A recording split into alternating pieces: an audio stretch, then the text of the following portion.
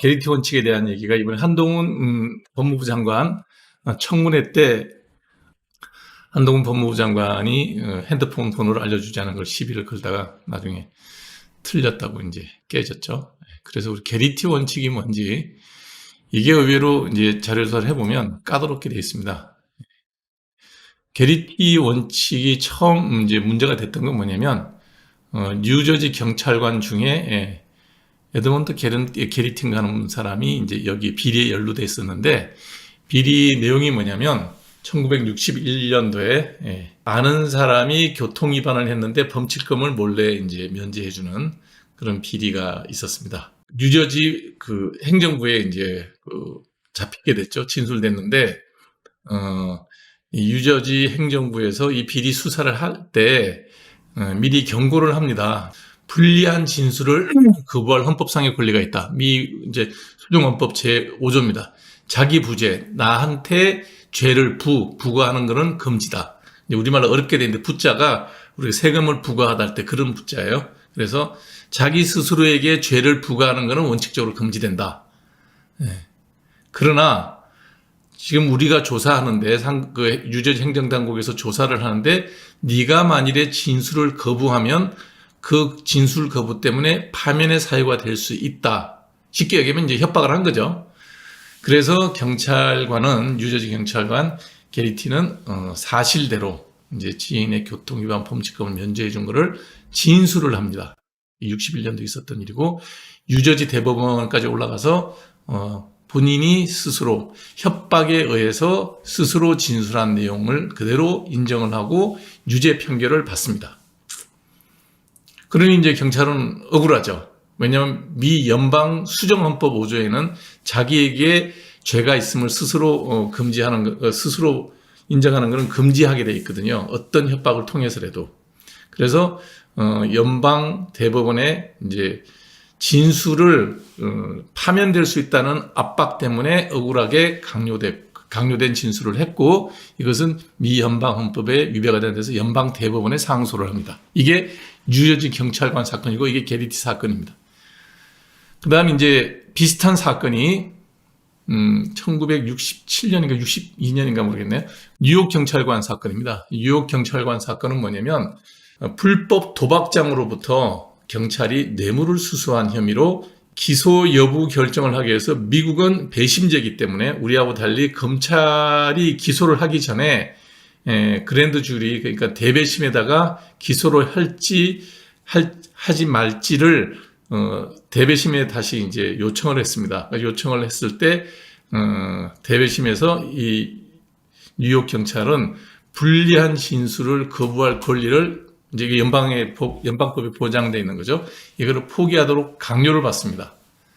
뉴욕 주법에는 어떻게 되냐면 경찰관이 대배심에서 요구하는 것을 거부하면 파면할 수 있다고 되어 있어요. 그래서 뉴욕 주법에 따라서 파면을 한다고 협박을 했는데 뉴욕주 불법 도박장으로부터 뇌물 받았다고 이제 혐의를 받고 있는 경찰관이 진술 거부권을 포기하지 않아서 끝까지 진술을 거부합니다.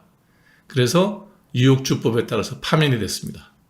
그래서 이 경찰관은 억울해서 뉴욕 법원에다가 파면 취소 소송으로 민사소송을 제기했는데 경찰관이 패소를 합니다. 그래서 파면이 정당하다. 뉴욕 주법에 따라서.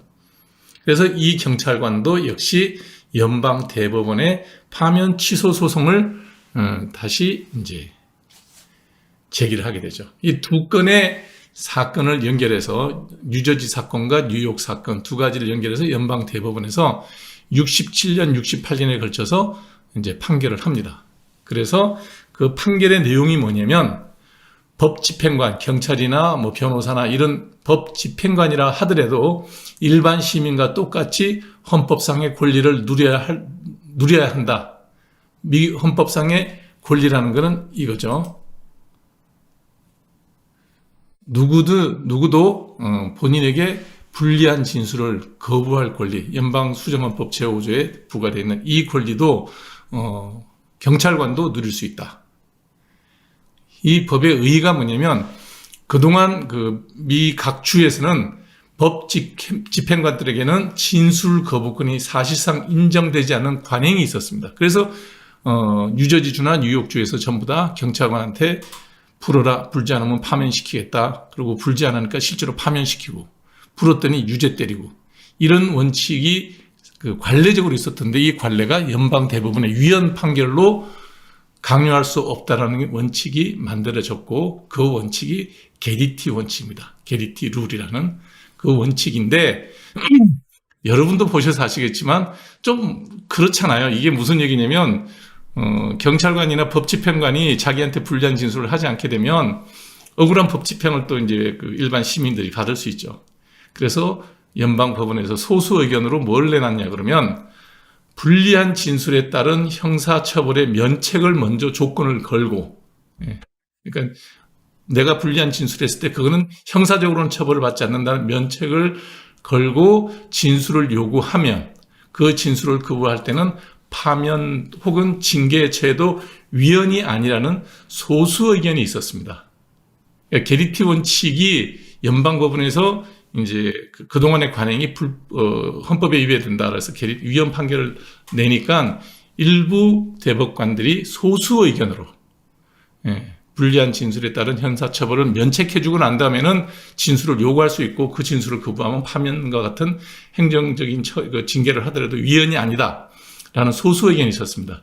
문제는 이 소수 의견이 한겨레 신문에 게리티 원칙에 포함된다라고 기술이 돼 있어요. 이제 게리티 원칙에 이 소수 의견은 편결에 절대 편결에서는 의미가 없는 거죠. 소수 의견에 이런 게 있다라는 소수 의견을 첨부를 하는 거죠. 우리나라도 보면 대법원에서 판결할 때 소수 의견이 어떤 게 있다라고 뭐 늘 붙이긴 하지만 그게 편결을 바꾸지는 않아요.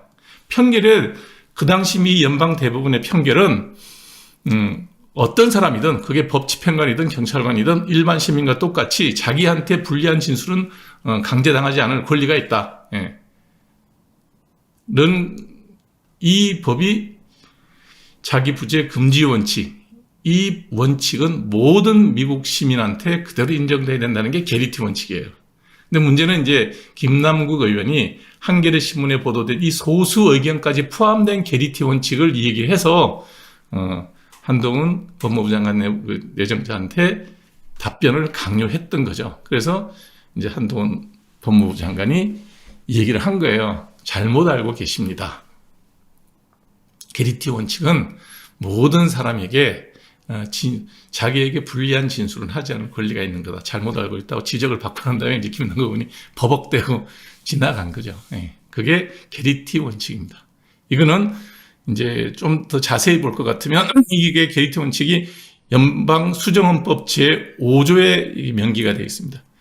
미 연방수정헌법 제5조를 볼 것 같으면 4가지가 들어가 있어요. 모든 절차는 적법 절차에 따라야 된다. 그 다음에 한 가지 범죄 행위에 대해서 2번, 3번 재판받지 않는다. 일사부재리의 원칙이 있죠. 그 다음에 어떤 사유재산도 공용이라 하더라도 함부로 가져가면 안 되고 충분한 합리적 보상이 따라야지만 사유재산을 공용으로 가져갈 수 있다. 공용 침해에 대한 것도 있고. 그 4번째가 자기부재 금지 원칙입니다. 누구든 형사사건에 있어서 자기에게 불리한 정언을 강요받지 아니한다라는 이 대원칙이 이 게리티의 원칙입니다. 김남국 의원이 잘못 알고 있는 거죠. 철험의 의원들 수준은 이번 청문회 과정 중에서 아주 그냥 바닥에 탈탈 드러났다는 생각이 들더라고요.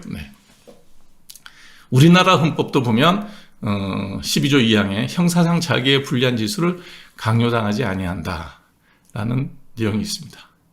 물론 미국의 연방수정헌법에도 예외가 있는데 대배심, 그러니까 기소 단계에서는 적용되지 않고요. 입법이나 행정청문회에서도 역시 이 게리티 원칙은 적용되지 않습니다.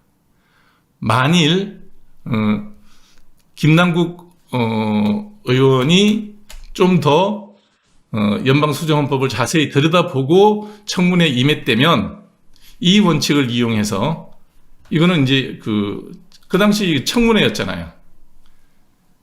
이 청문회에서 그 내용, 그러니까 핸드폰 번호를 공개하지 않았다든지 이걸 가지고 질문했을 때 만일에 이제 그 내용 질문에 한동훈 법무부 장관이 대답을 애매하게 하거나 진술을 거부하면 이건 게리티 원칙에 어긋나는 일이 아니니까 답을 요구할 수 있었죠.